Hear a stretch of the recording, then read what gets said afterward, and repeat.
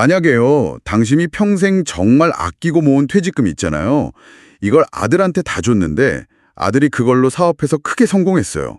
근데 그러고 나서는 이제 나이 든 사람은 좀 오지 마세요. 이런 말을 하는 거예요. 아, 생각만 해도 가슴이 먹먹해지네요. 그렇죠. 그런데 거기서 끝이 아니에요.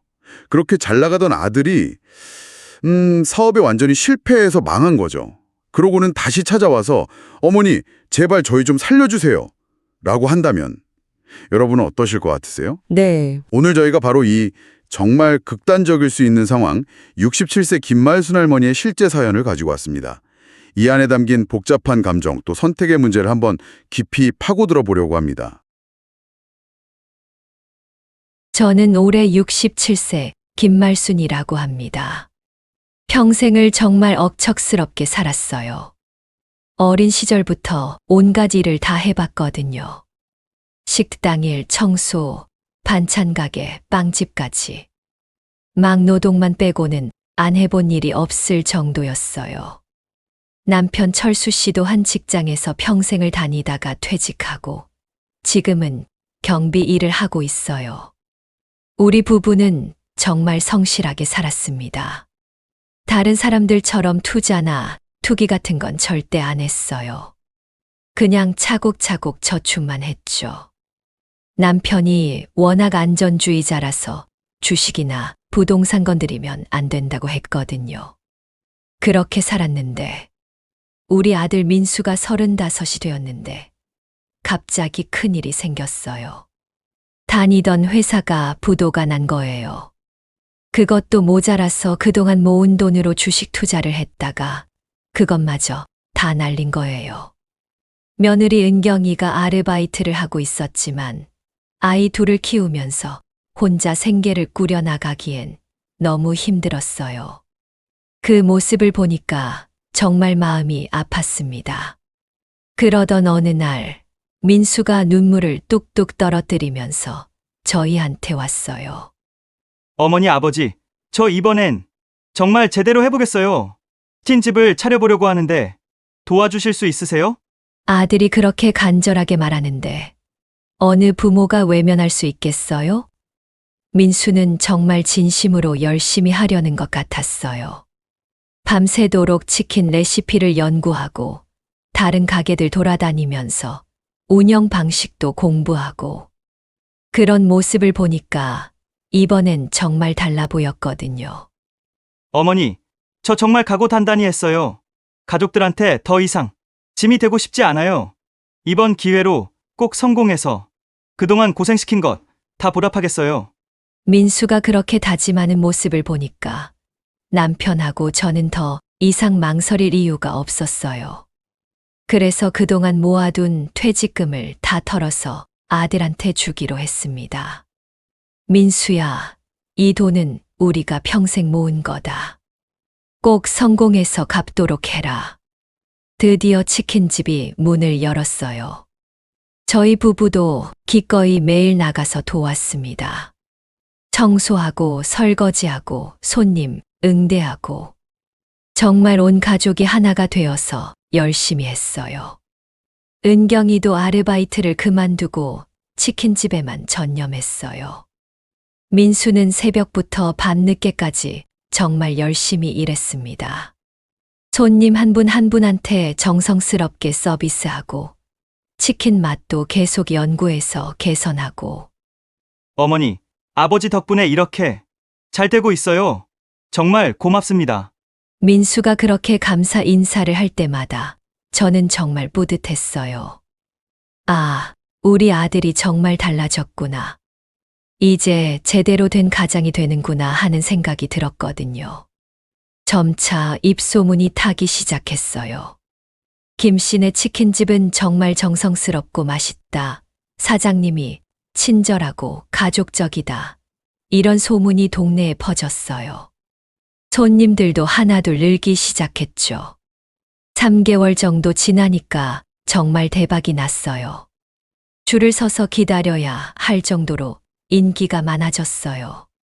특히 젊은 손님들이 SNS에 올려주면서 맛집으로 소문이 쭉 퍼진 거예요. 민수는 정말 좋아했어요. 어머니, 우리 이제 성공한 것 같아요. 정말 꿈만 같아요. 저도 정말 기뻤습니다. 내 아들이 이렇게 성공하는 모습을 보니까 그동안의 고생이 다 보상받는 느낌이었어요. 그런데 그때부터였어요. 뭔가 조금씩 이상해지기 시작한 게. 처음엔 정말 작은 변화였어요. 어머니, 이제 우리도 좀 알아서 할 수 있을 것 같아요. 라고 말하더라고요. 뭔가 예전처럼 덕분에라는 말을 잘 안 하게 되었어요. 그리고 바쁜 시간대에 저희가 있으면 좀 불편해하는 손님들이 있는 것 같아요라고 슬쩍 말하기 시작했어요. 처음엔 그래도 죄송하지만 좀 이해해 주세요라고 예의는 지켰거든요. 저는 그때 뭔가 이상하다는 생각이 들었어요. 하지만 아들이 성공하고 있는 상황이니까 그냥 참고 넘어갔죠. 아마 손님들이 정말 많아서 정신없나 보다 하고 생각했어요. 그런데 시간이 갈수록 민수의 태도가 점점 더 변해갔어요. 월 매출이 수천만 원씩 나오기 시작하니까 아예 다른 사람이 된 것 같았어요. 어느 날 갑자기 이렇게 말하더라고요. 어머니, 아버지, 이제 도움 안 받아도 될 것 같아요. 그래서 제가 그래도 가끔 와서 밥은 먹어야지 했더니 민수가 한 말이, 여러분, 정말 충격적인 말이었어요. 다음 이야기가 더 궁금하시면 구독과 좋아요 꼭 눌러주세요.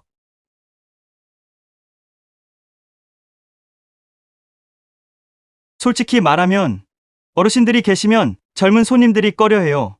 여러분, 이 말을 들었을 때 제 기분이 어땠을지 상상이 되세요? 내가 낳아서 기른 아들이 내 퇴직금으로 차린 가게에서 나한테 하는 소리였어요. 그런데 더 기가 막힌 건 며느리 은경이까지 거들었어요. 요즘 트렌드를 따라가려면 이미지가 정말 중요해요. 젊은 분위기를 만들어야 대박이 나거든요. 저는 그 순간 정말 어이가 없었어요.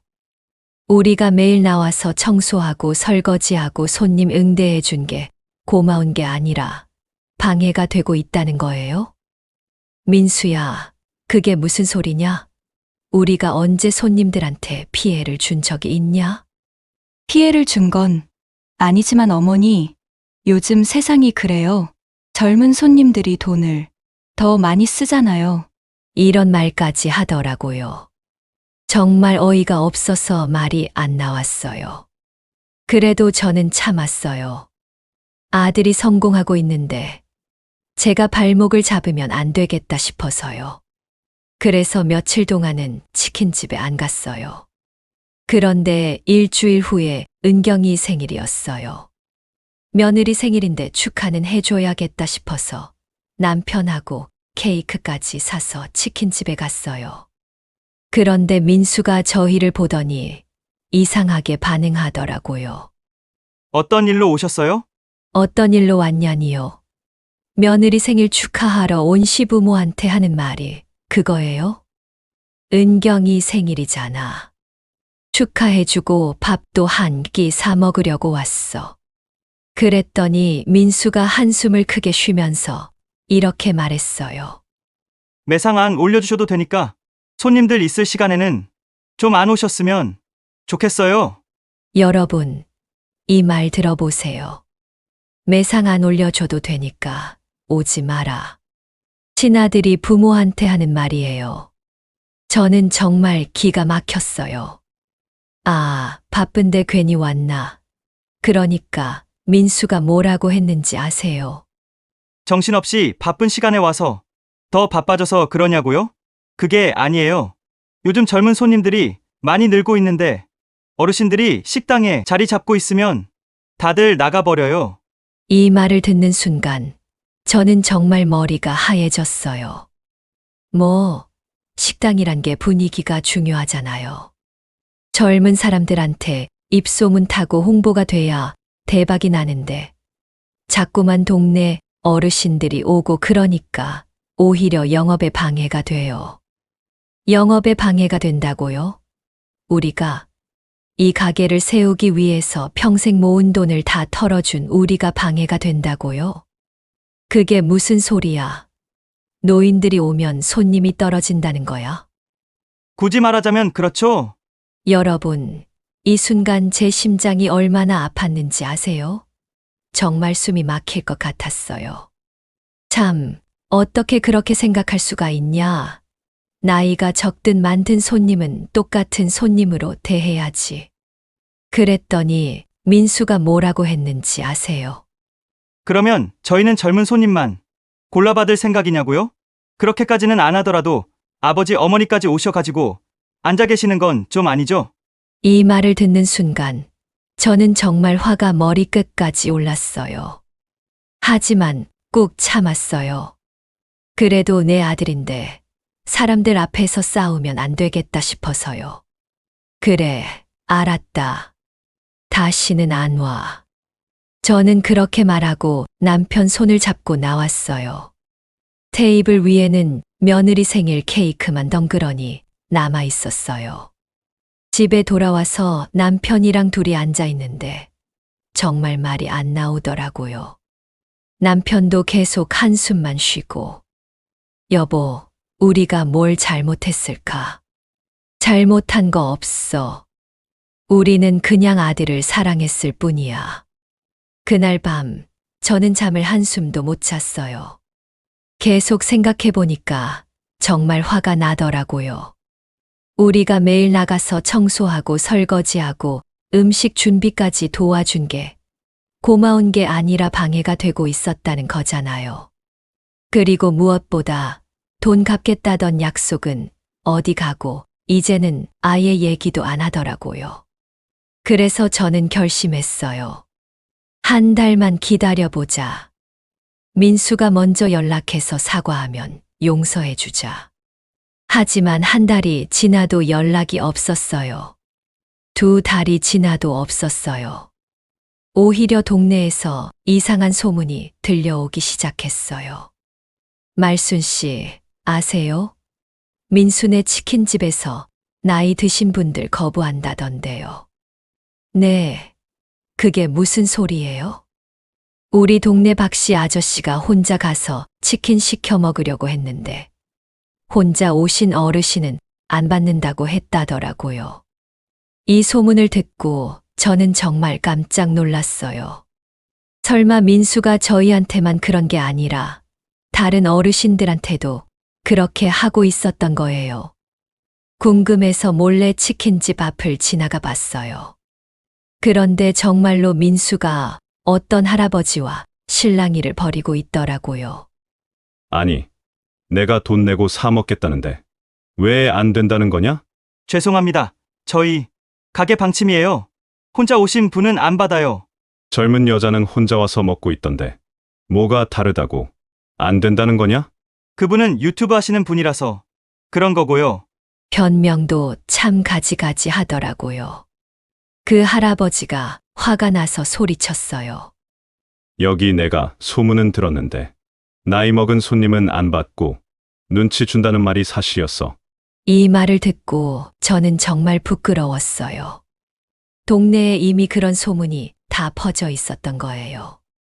할아버지가 씩씩거리며 돌아가시는데 저는 그 뒤를 따라가서 물어봤어요. 아저씨, 정말 그런 소문이 있어요? 그러게 말이야. 요즘 젊은 것들은 부모도 우습게 안다더니 정말 그런 것 같아. 성공하면 부모 버리고. 참, 세상이 어떻게 되는 거야. 그 순간 저는 정말 화가 났어요. 내 아들이 동네에서 그런 소리를 듣고 있다는 게 정말 창피하고 화가 났어요. 그래서 민수한테 전화를 걸었어요. 민수야, 내가 어르신들 차별한다는 소문이 동네에 다 퍼졌어. 그런 식으로 장사하면 안 돼. 그런데 민수가 뭐라고 했는지 아세요? 어머니, 제 가게 운영은 제가 알아서 할게요. 아무리 어머니라도 이래라 저래라 할 수는 없는 거예요. 뭐, 아무리 돈을 대줬다고 해서 간섭할 수는 없다고요? 이 말을 듣는 순간 저는 정말 기가 막혔어요. 돈을 대줬다고. 그게 간섭이에요. 여러분, 이 상황에서 어떻게 하시겠어요? 그래도 내 아들이니까 참으시겠어요? 아니면 확실하게 선을 그으시겠어요?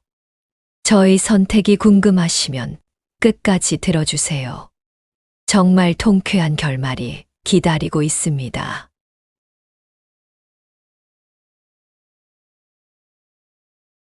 그 전화를 끊고 나서 저는 결심했어요.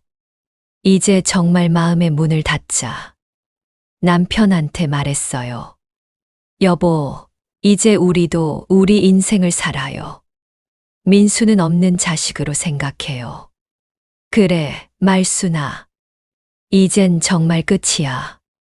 그렇게 저희는 민수와 완전히 연락을 끊었어요. 명절에도 안 갔고 생일에도 연락 안 했어요. 그런데 여러분, 정말 신기한 일이 벌어지기 시작했어요. 한 달 후쯤에 동네 친구가 저한테 와서 그러더라고요. 말순아, 너희 아들 치킨집 요즘 어떻게 돌아가니? 왜? 무슨 일 있어? 아니, 우리 동네 사람들이 다 안 간다고 하던데. 노인 차별하는 집이라고 해서. 정말로 동네 어르신들이 다 등을 돌린 거예요. 그것도 모자라서 그 소문이 젊은 사람들한테도 퍼지기 시작했어요. 요즘 젊은 사람들도 SNS에 올리던데 부모 버린 치킨집, 노인 차별하는 집, 이런 식으로 말이야. 아, 이거 참 웃기죠. 민수가 그렇게 원하던 젊은 손님들이 오히려 등을 돌리기 시작한 거예요. 2달이 지나니까 더 심해졌어요. 인터넷에 악플이 달리고 별점도 최악으로 떨어지고 불친절하고 위생도 안 좋다. 사장이 인성이 문제 있다. 이런 리뷰들이 쏟아지더라고요. 3달째 되니까 아예 손님이 뚝 끊어졌어요. 그 잘 나가던 치킨집이 완전히 망한 거죠. 그러던 어느 날 현관문을 두드리는 소리가 났어요. 나가서 보니까 민수하고 은경이가 무릎을 꿇고 있더라고요. 아버지, 어머니, 저희 좀 살려주세요. 민수가 눈물을 흘리면서 애원했어요. 그런데 저는 전혀 동정이 안 되더라고요. 왜? 무슨 일인데? 가게 세금도 못 내게 생겼어요. 이대로 가면 진짜 쫓겨날 것 같아요. 그래. 그런데 그게 우리랑 무슨 상관이야? 은경이도 울면서 말했어요. 아버님, 어머님, 저희가 너무 잘못했어요. 너무 억울해요. 이상한 헛소문 때문에 장사가 안 되는 거예요. 헛소문이라고? 지금까지도 자기들 잘못을 인정 안 하더라고요. 헛소문이 아니라 너희가 한 짓이 맞지 않냐? 그럴 리가 있어요. 작은 오해가 있었나 봐요. 아버지가 좀 나서서 동네 사람들한테 말 좀 잘 전해주세요. 이 말을 듣는 순간 저는 정말 어이가 없었어요.